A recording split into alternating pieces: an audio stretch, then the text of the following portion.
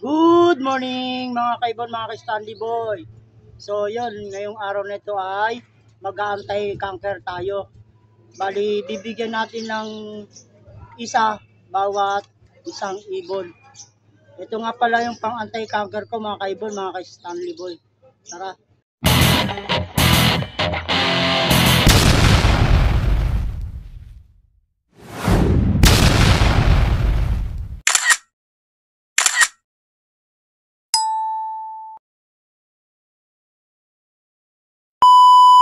Ito nga pala yung lagay ng aking mga kalapati ngayon. Dahil araw ngayon ng Lunes, mga kaibon, mga ka-Stanley Boy. At natapos na natin yung kanilang pagpupurga at pag-antibacteria sa katawan nila, no? Bibigyan naman natin sila ng anti-cancer. Ito nga pala yung pang anti-cancer ko mga kaibon, no? Ang tatak niya ay metronidazole. Ang anchor yan, no? So yun mga kaibon, mga ka-Stanley Boy.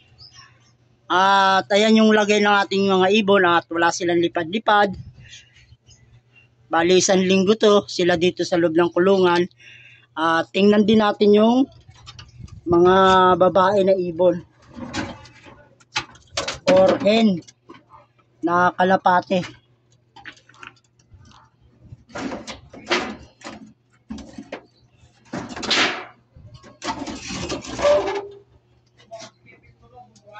Yan mga kaibon, ito sila, oh. Yan. Maganda yung kanilang kondisyon.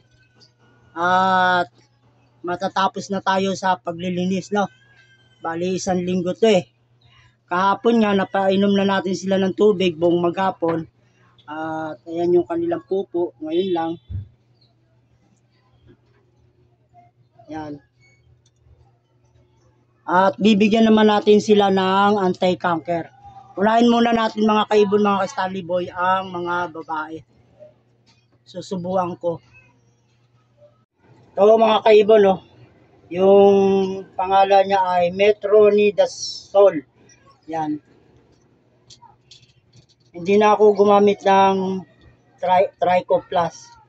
Ito pang anti-cancer to. Subo-subo na to diretso. Bawat isa sa kanila.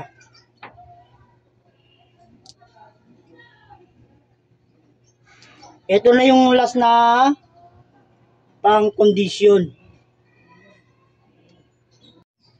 At tara, subukan na natin. Kuha muna tayo ng isa. Nagulat siya.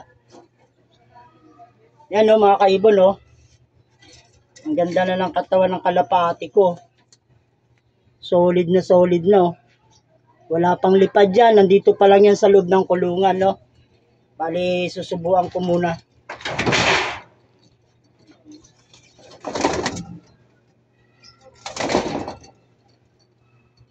Bawat isa sa kanila, tigil isang capsule.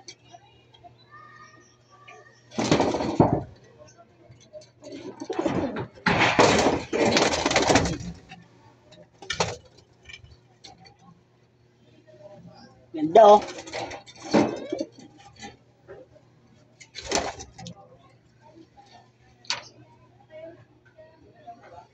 Kailangan natin mabigyan ng anti-cancer to mga kaibon, mga ka-Stanley Boy.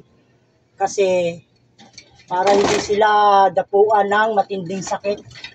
Kasi yung dati nag-seminar ako, sabi ng mga doktor, ang sakit daw ng ibon nagsisimula sa cancer. Pag mahina yung ano nila, yung tinatawag nila para sa cancer, sa mga kinakain kasi nila daw nakukuha yung sakit. Kaya kailangan may anti-cancer sila.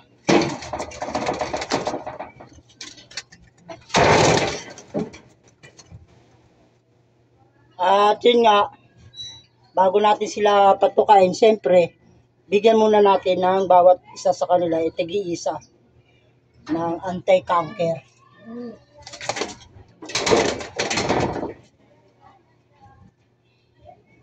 Solid na yung katawan mga kaibon, mga ka-Stanley Boy. Pwede na natin pong i-training.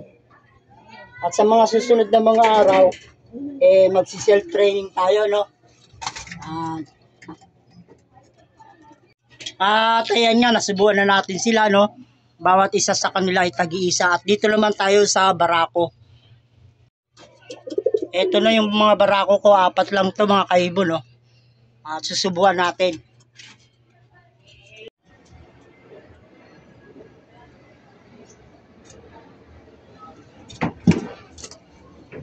So yan mga kaibon, oh. Ito si Pula, oh.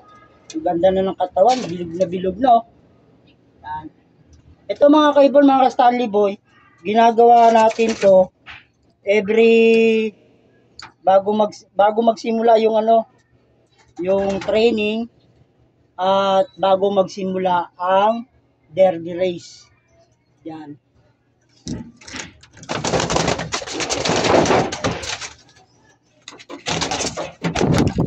Ito, ganda ng katawan, no?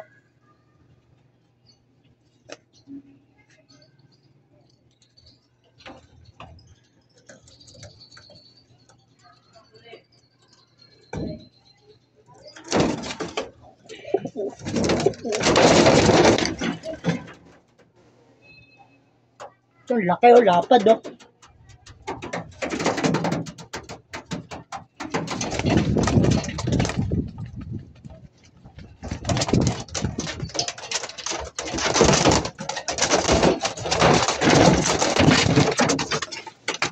Mabuti na lang mga kaibon, mga ka-Stanley Boy, maliit lang yung kulungan ko. Kaya madali silang ulihin. Ano, kasi blue bar, oh, na mayroong isang puti, white light. Yan mga kaibon, mga ka-Stanley Boy, oh. Makikita mo yung mga kalapate pag mga panglong. Yan, oh. Yung ano niya, ito, oh, 4 mga kaibon. 4 siyam na piraso. Yung sa dulo niya na talagang lagpas siya. At saka maliliit yung dulo niya. Yan, oh. Maliliit siya. Ganda ng ano niya, oh. Pakpak. Parang sa agila. Ito nga pala mga kaibon, mga ka-Stanley Boy, ang kapatid nito ay niload ko ng Palu Leyte. Napakaganda ng clacking. Problema nga lang, hindi tayo pinalad sa huli. Pero ngayon sana laban nitong South dahil magsisimula na, mayroon ng schedule yung FPR, may training na. Yan, oh. Tingnan nyo yung pakpak nyo. Ganda. 4 yung pinakaano nyo. Karamihan yan, 3 lang. Itong isa, 2, 3, 4. Sa kanya, 4. Yan mga kaibon, oh. Maninipis siya na bagwis sa dulo. 4 yung kanya. So, yan mga kaibon, mga ka-Stanley Boy. At tapos na tayong magbigay ng anti-canker, no? At patukay naman natin sila. Yan mga kaibon, mga ka-Stanley Boy, yung patuka.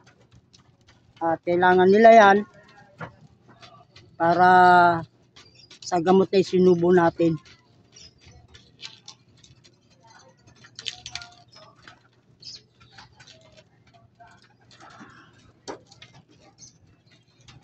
Kaya muna natin sila dyan na tumuka mga kaibon, mga ka-Stanley Boy.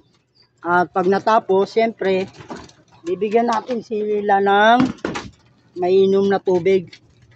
Ito mga kaibon, mga ka-Stanley Boy, itong tubig nila maghapon o magdamag na pinatining yan para mawala yung chlorine.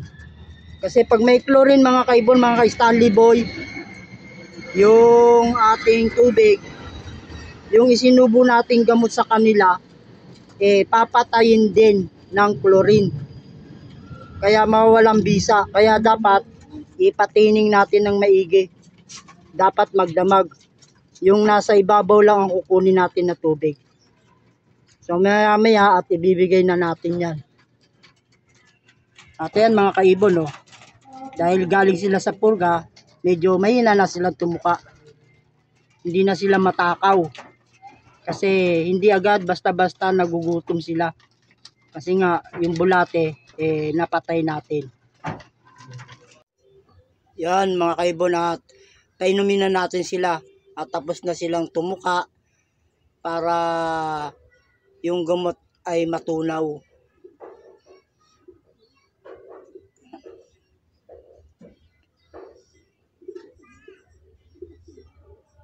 At dito naman sa kabila mga kaibon, mga ka-Stanley Boy, no? Bali, isang takal yan. At yan, patukain na natin. Mga kaibon, mga ka-Stanley Boy, no? Kung napapansin nyo, wala dyan si Pula, no? Si Red Checkered o si Bisaklat. Ibinigay na natin sa aking pamangkin. Pumunta dito siya kagabi. Kaya na dala niya na sa naik. Ayan na, at malakas silang tumuka.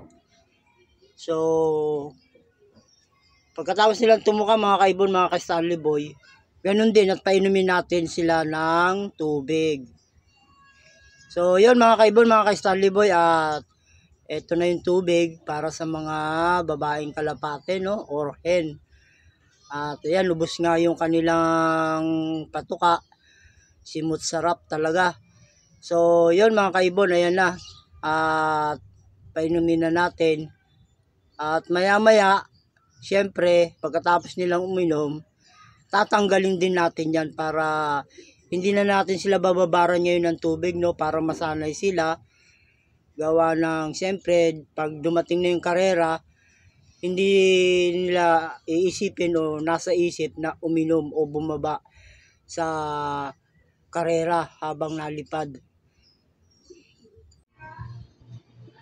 Yun, natanggalin natin tong tubigan, no? At hindi na natin sila bababaran ng tubig, no? Total, nakainom na silang lahat. Okay na yan. So, yun mga kaibon, mga ka-Stanley Boy, hanggang dito na lang yung aking munting video. At maraming salamat sa panonood. God bless sa inyong lahat. Please subscribe and comment. Bye-bye.